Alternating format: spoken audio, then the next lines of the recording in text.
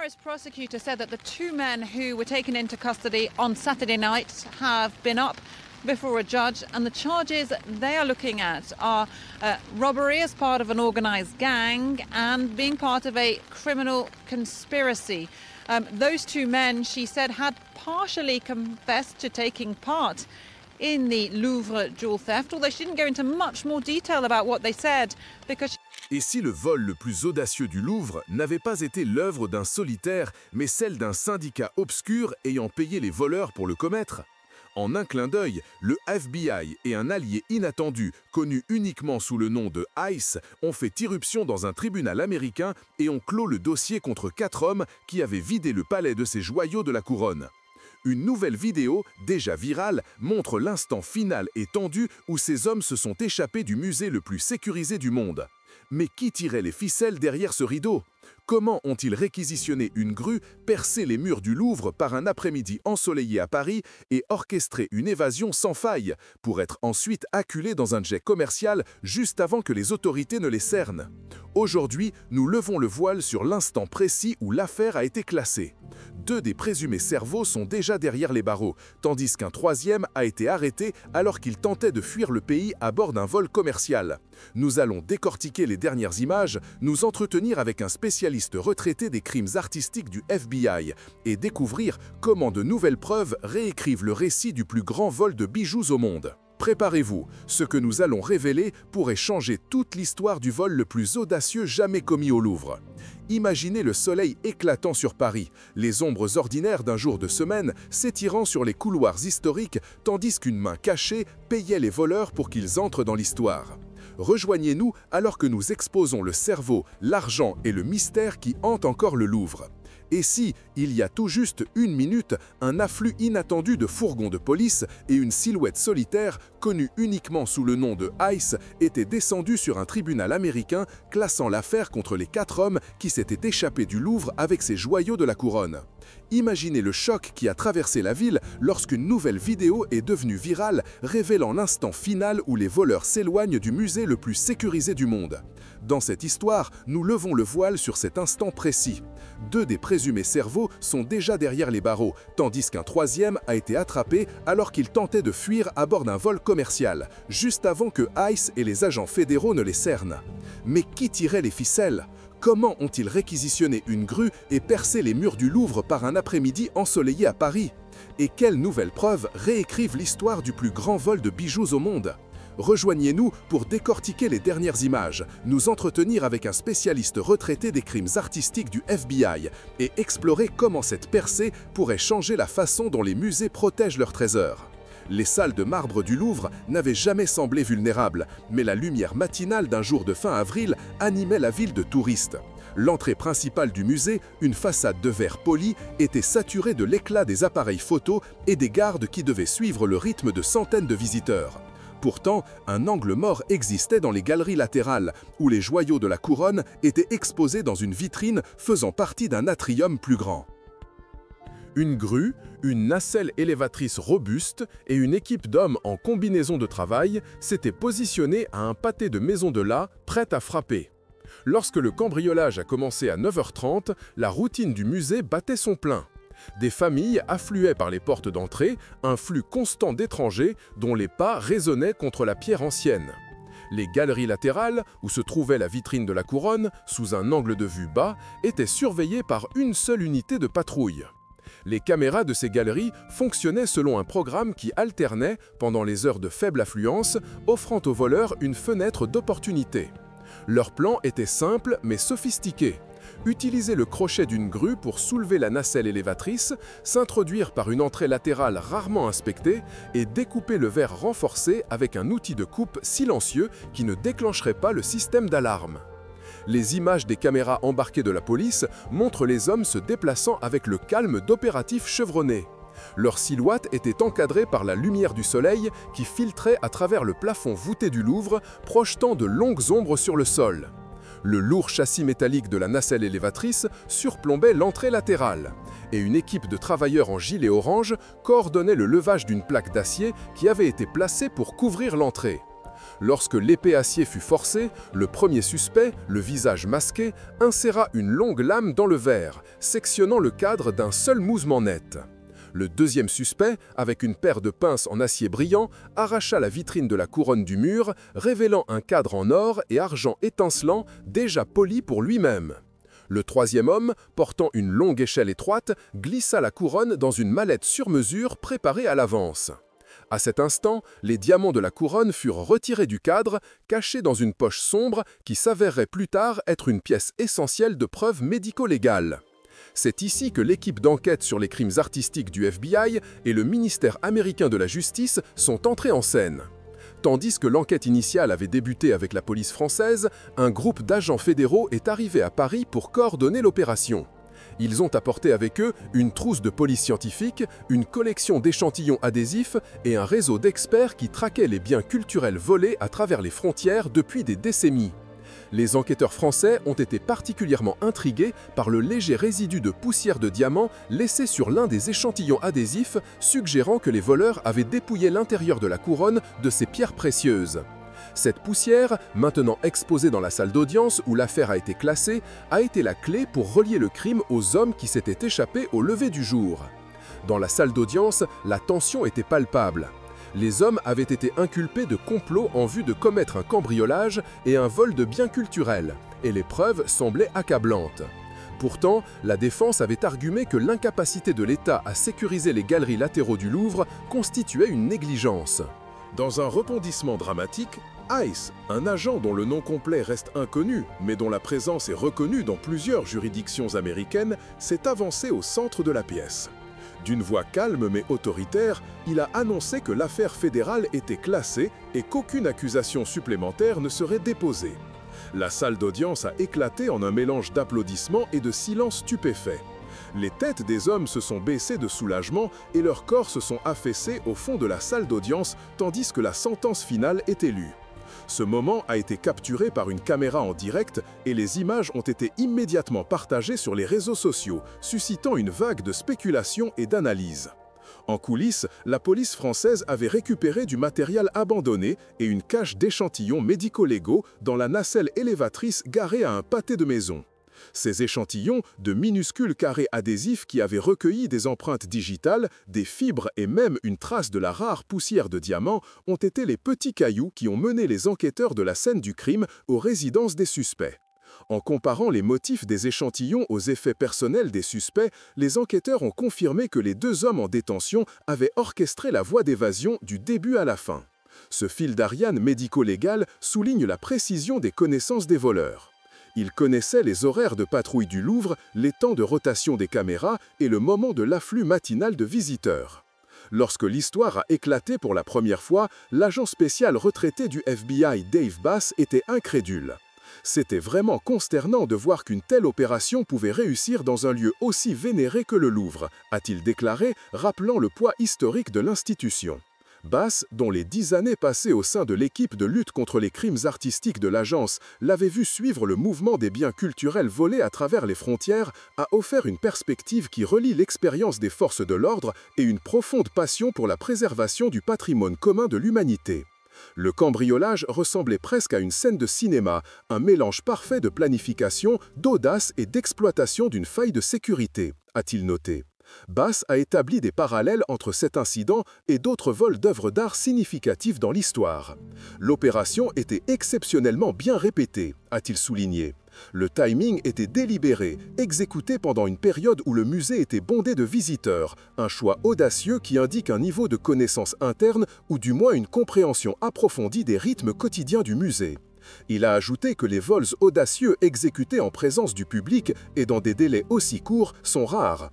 L'entrée rapide de l'équipe, la précision dans la découpe du verre renforcé et l'extraction rapide des objets, ce sont les marques d'un plan hautement coordonné, a-t-il déclaré. Interrogé sur le sort des artefacts volés, l'agent Bass a offert une perspective prudemment optimiste. Une fois retirés de l'exposition, ils sont soigneusement emballés et cachés dans des lieux difficiles d'accès pour les forces de l'ordre, a-t-il expliqué. Les objets culturels ont une valeur qui dépasse de loin leur valeur monétaire. Ce sont des symboles d'identité, d'histoire et de mémoire collective. La couronne qui appartenait autrefois à l'impératrice Eugénie n'était pas seulement une perte de métal précieux, mais une rupture d'un lien tangible avec une époque pivot de l'histoire de France.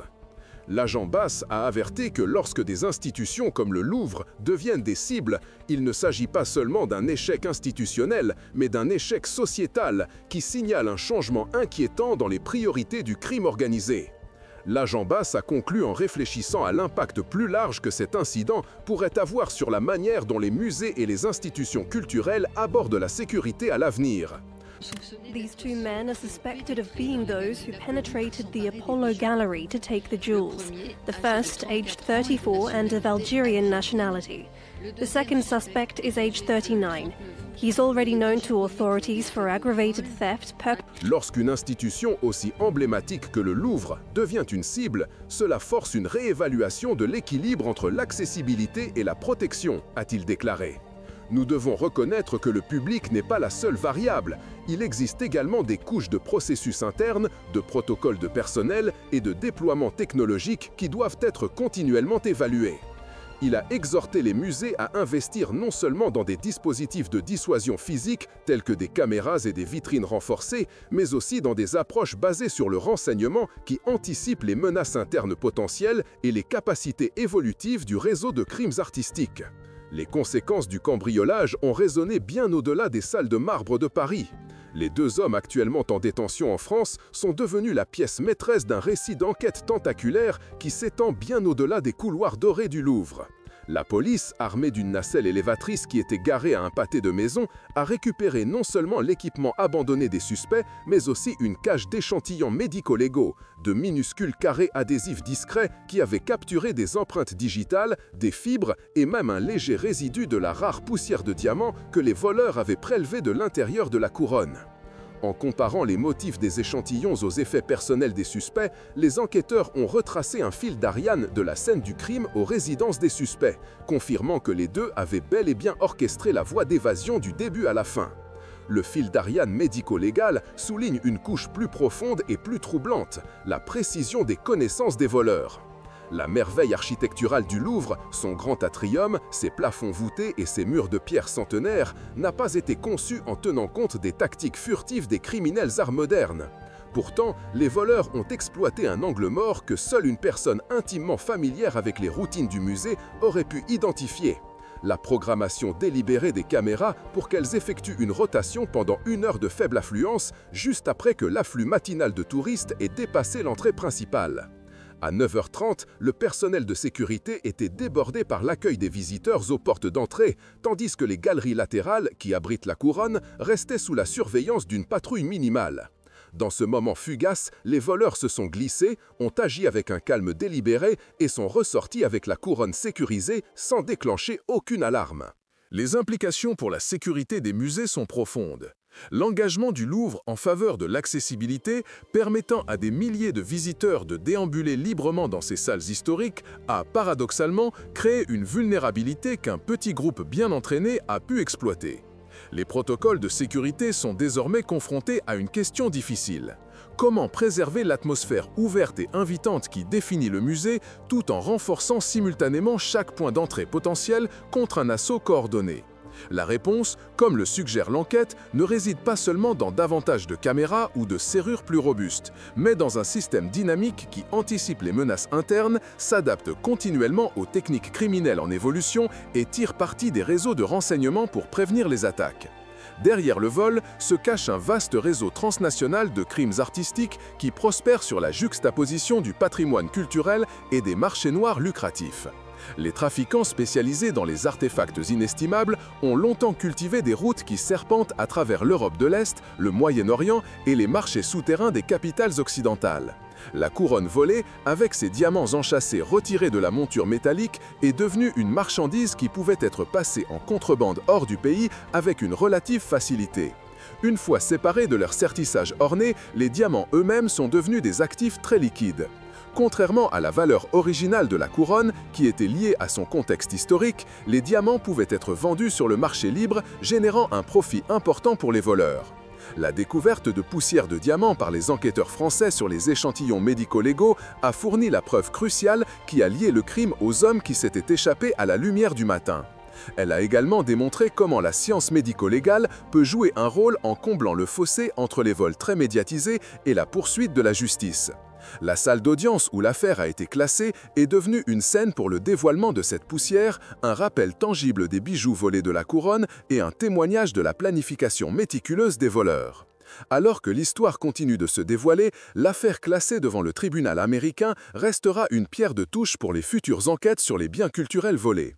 Les leçons apprises sur l'importance de la science médico-légale, la nécessité de mesures de sécurité basées sur le renseignement et l'impératif de protéger le patrimoine culturel éclaireront les futures politiques et les changements opérationnels. En fin de compte, le jour où les hommes ont quitté les galeries latéraux du Louvre, la tête haute et le cœur battant à tout rompre, a été un rappel qu'aucun musée ne peut jamais être entièrement sûr. Pourtant, armés de connaissances, de renseignements et d'un engagement à protéger le patrimoine, les futurs crimes peuvent être évités ou du moins traduits en justice avec la même détermination qui a permis de récupérer les joyaux de la couronne. L'audace des voleurs n'avait d'égal que la complexité des motivations qui les animaient. Ils ne cherchaient pas seulement un profit rapide, leurs actions étaient empreintes d'une défiance symbolique contre un État qui refuserait de négocier une rançon. La loi française rejette catégoriquement la notion de paiement pour le patrimoine culturel, mais les voleurs ont misé sur cette rigidité même, croyant leur levier inébranlable. Ce coup de poker psychologique, cependant, n'est pas resté sans réponse. L'examen implacable des forces de l'ordre internationales et la condamnation généralisée de la communauté mondiale servent de contrepoids, suggérant que le coût de la prise en otage d'un morceau d'histoire pourrait l'emporter sur tout avantage temporaire que les auteurs pourraient anticiper. Pour comprendre comment le filet a commencé à se resserrer autour de l'équipe restante, il faut d'abord examiner la chaîne de connexion forgée par les voleurs à travers les frontières. Les enquêteurs cartographient les associations de toute l'équipe avec des sociétés de sécurité privées, des maîtres joailliers et des marchés de bijoux clandestins.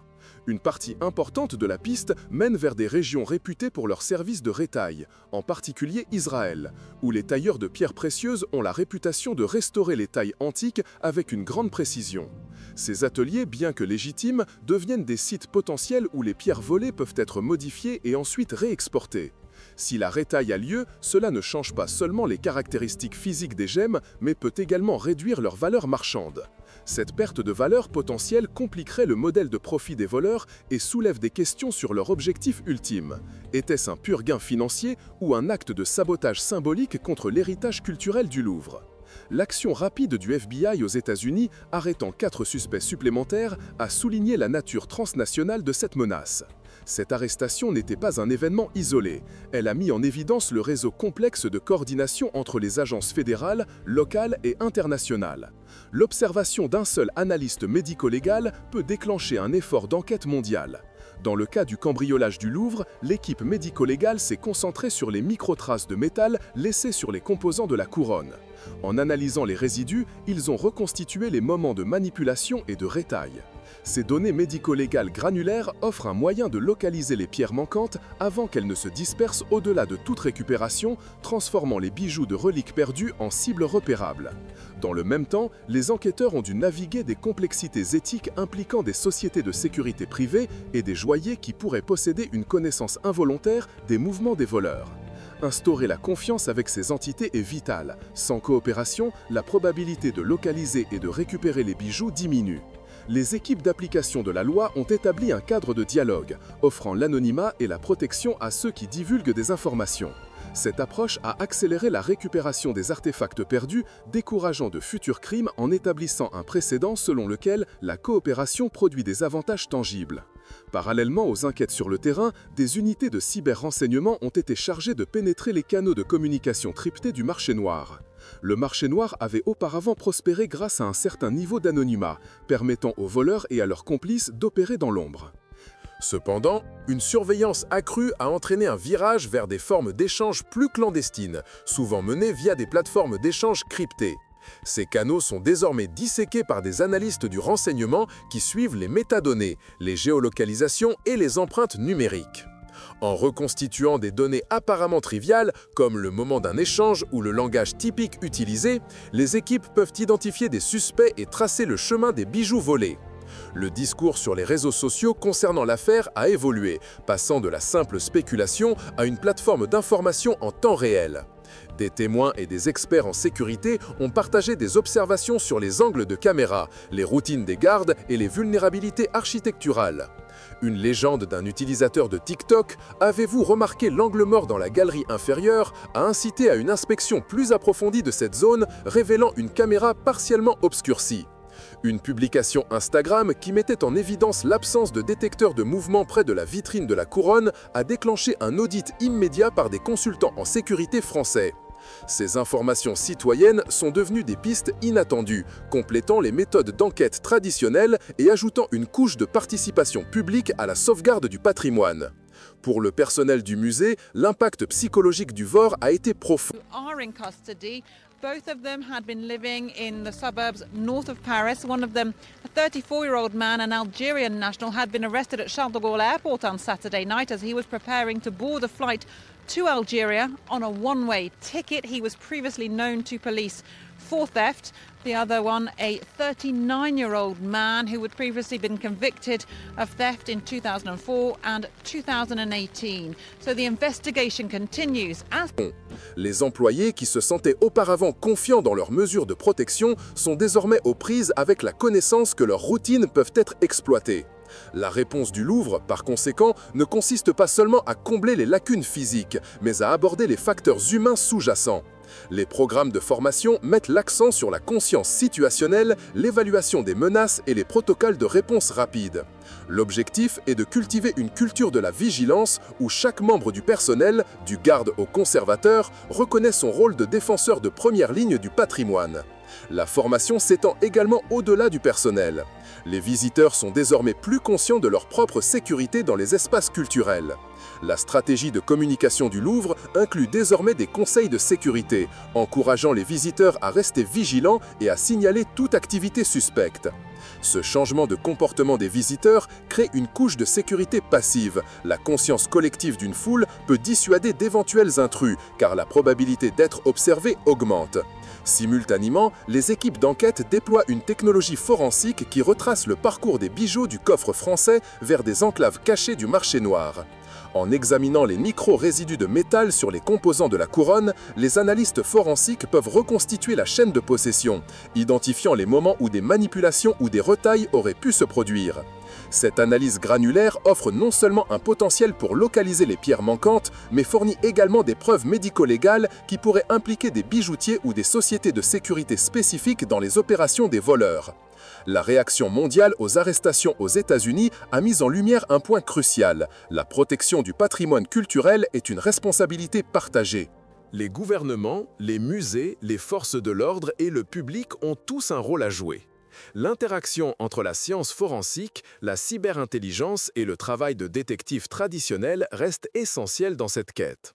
Chaque pierre, chaque image de vidéo virale porte un fragment d'histoire qui, s'il est sauvegardé, inspirera les générations futures. Au-delà des efforts d'enquête immédiats, le cambriolage du Louvre a entraîné un resserrement de la dynamique du marché noir. Les voleurs de bijoux et leurs complices, autrefois à l'aise d'opérer dans l'ombre, constatent désormais que même les transactions à faible risque sont étroitement surveillées. La surveillance accrue a contraint à un virage vers des formes d'échange plus clandestines, souvent menées via des communications cryptées.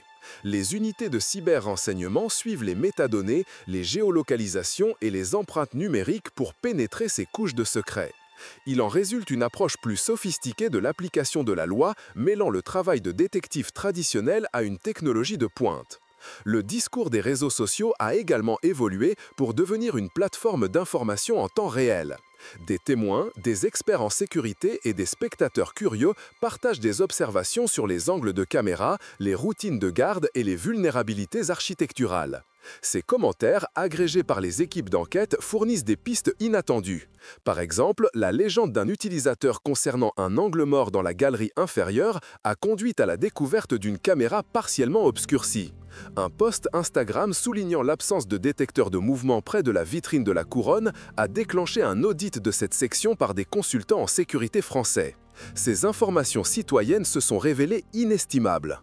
L'impact psychologique du vol sur le personnel du musée et les visiteurs ne saurait être surestimé. Les employés qui se sentaient auparavant en confiance sont désormais aux prises avec la connaissance que leurs routines peuvent être exploitées. Les touristes, eux aussi, ressentent une nouvelle méfiance, altérant subtilement leur sentiment de sécurité dans les espaces culturels. La réponse du Louvre est donc double, combler les lacunes physiques et aborder les facteurs humains. Les programmes de formation mettent l'accent sur la conscience situationnelle, l'évaluation des menaces et les protocoles de réponse rapide. L'objectif est de cultiver une culture de la vigilance, où chaque membre du personnel reconnaît son rôle de défenseur de première ligne du patrimoine. Simultanément, les enquêteurs déploient des technologies forensiques pour tracer le parcours des bijoux, depuis le coffre français jusqu'aux enclaves cachées du marché noir.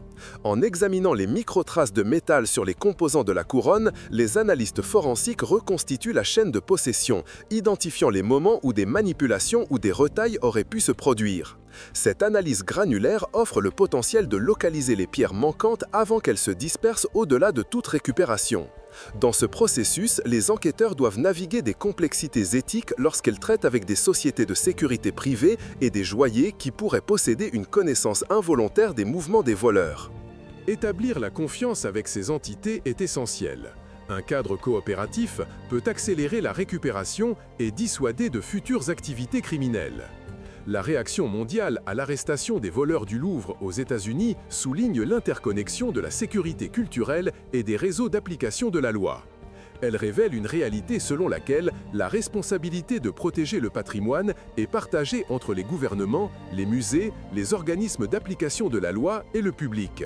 Chaque pierre, chaque image de vidéo virale porte un morceau d'histoire qui, s'il est sauvegardé, inspirera les générations futures. Le récit du cambriolage, son audace, ses fondements psychologiques et ses répercussions à travers les frontières internationales continuent de se dérouler, nous rappelant que les trésors culturels, bien qu'inestimables, restent vulnérables. La mission de récupérer les bijoux reste une entreprise à haut risque, et la collaboration entre la science médico-légale, la cyberintelligence et le travail de détective traditionnel demeure notre meilleur outil. Les enquêteurs sont également conscients que l'acte de rétaille, la modification des tailles originales, pourrait transformer les gemmes en une marchandise complètement différente. Cette possibilité ouvre un nouveau front dans la poursuite médico-légale. Identifier quels ateliers ont effectué la rétaille et s'ils opéraient sous des contrats légitimes ou étaient des participants clandestins au plan des voleurs.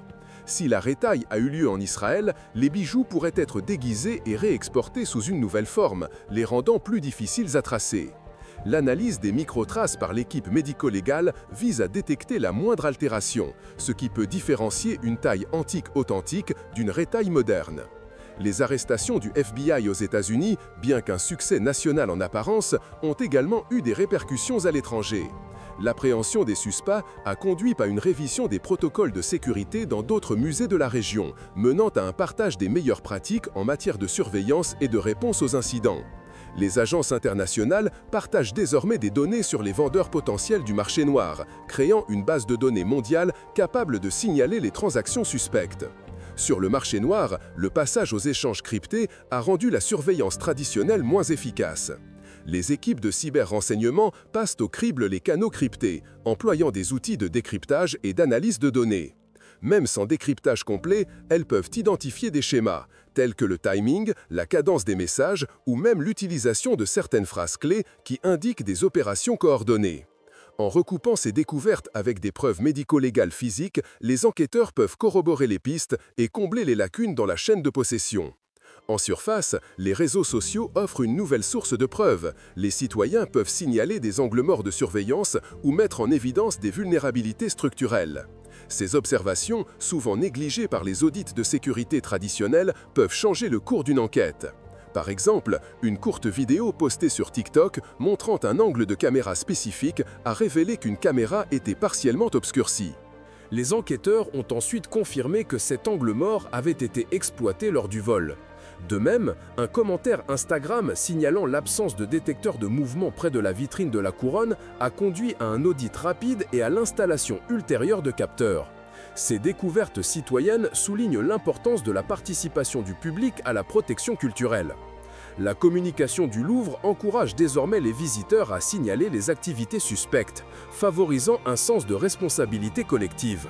Le musée propose également des consignes de sécurité, conseillant aux visiteurs de rester vigilants et de signaler rapidement toute anomalie. Cette couche de sécurité communautaire, combinée à une formation professionnelle et à une enquête médico-légale, crée une défense à plusieurs niveaux contre les futurs vols. Le jeu psychologique mené par les voleurs a également eu des conséquences tangibles pour le marché noir. Leur conviction du refus de l'État de payer une rançon a été remise en question par la réponse rapide du réseau mondial des forces de l'ordre. La dépendance du marché noir aux communications cryptées est devenue une arme à double tranchant. Si elle offre l'anonymat, elle crée également une trace numérique que les analystes du renseignement peuvent suivre. Les enquêteurs, travaillant sur plusieurs continents, intègrent désormais l'analyse des résidus médico-légaux avec la cyberintelligence pour localiser les bijoux manquants. Enfin, le cambriolage du Louvre démontre que la sauvegarde du patrimoine culturel exige une approche holistique. Des tactiques de pression psychologique utilisées par les voleurs, à l'examen médico-légal des résidus métalliques, des défis éthiques liés à la coopération avec des entités privées, à la coordination mondiale des agences d'application de la loi, chaque facette doit être abordée. L'objectif ultime reste clair, récupérer les bijoux, préserver l'héritage culturel et renforcer le message selon lequel le patrimoine culturel est un trésor humain partagé, protégé par une communauté mondiale.